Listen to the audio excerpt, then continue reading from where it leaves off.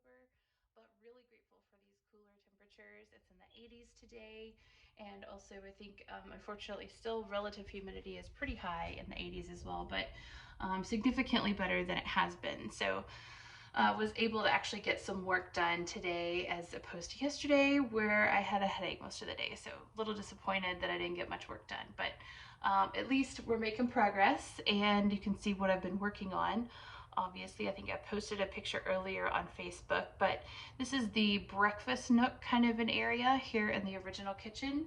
And I'm really just working towards a goal of getting the kitchen sink put in, but there are a number of steps that I really need to do in order to make it, I think, a smarter move. So if you see these two columns here, we'll be framing those in, making them look a lot more attractive, but in between there is actually where the sink was and is going back. And the sink is estimated to be around 400 pounds, so I'm gonna need some strong friends here in a little while, but I need to frame in to be able to receive that and hold it and everything else. To do that, I need to get to the original floor, make any repairs on that original floor as I'm going along, and you can see I've done some of that here. There's definitely an area over there that has quite a bit of water, termite damage, whatever it is, and we'll be taking that out and repairing that, but I need to pull this plywood up. Now, the reason why I had left the plywood in place so far was actually the ceiling. When you're refinishing flooring, it's a heck of a lot easier if it hasn't been exposed to gypsum dust, which is just kind of nasty and absorbs, you know, all this water and everything else, creates kind of a terrible texture, dries out the wood, all those things. So ideally I could get all of this demo done before I went and pulled everything up and exposed the floor. So that is what I really worked on. Also, I was just really curious, frankly. So this area I've speculated on before. I felt like, of course, there's a long outdoor hallway slash porch just outside where that door is going to go.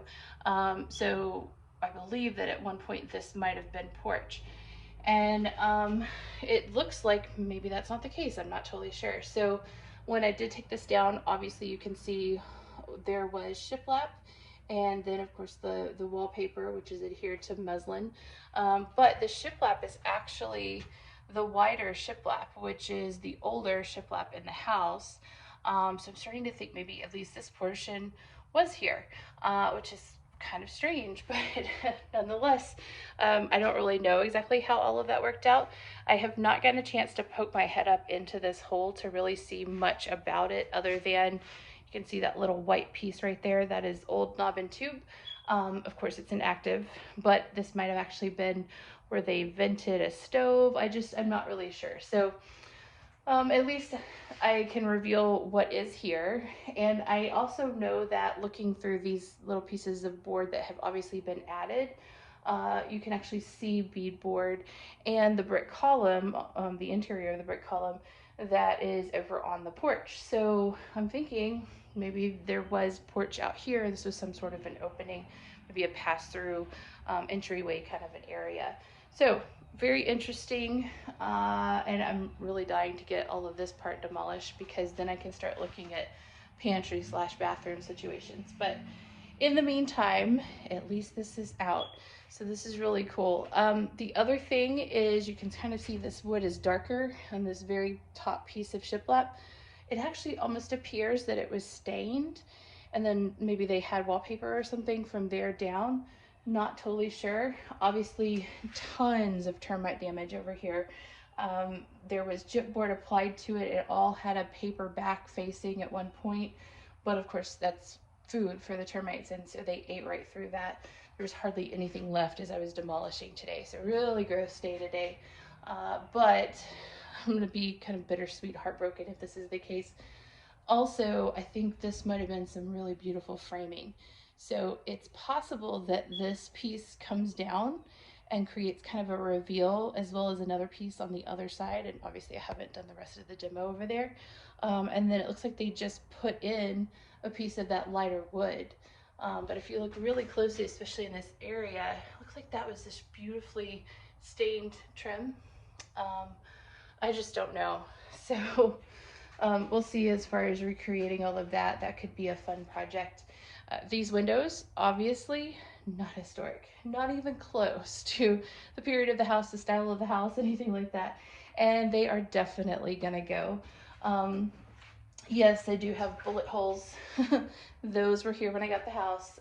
Nobody has shot at me recently that I'm aware of, so that's good. But what would have been here is basically they were single hung windows, which means that the bottom part was active, but the top part was stationary. And the top half was a diamond pattern. The bottom half was a single light, which means it was just one solid piece of glass. And they only really came up to about waist height. So we're actually gonna take these out. I may have a very interesting temporary solution because windows are actually gonna be a decade of work, and after I get kind of the majority of the house done. So we have some temporary solutions for some windows. But I may go ahead, you can see there's a lot of water damage anyways. I may go ahead and get these things out because, oh, I hate them. So yeah, these will be going. The plan is basically a banquette type seating.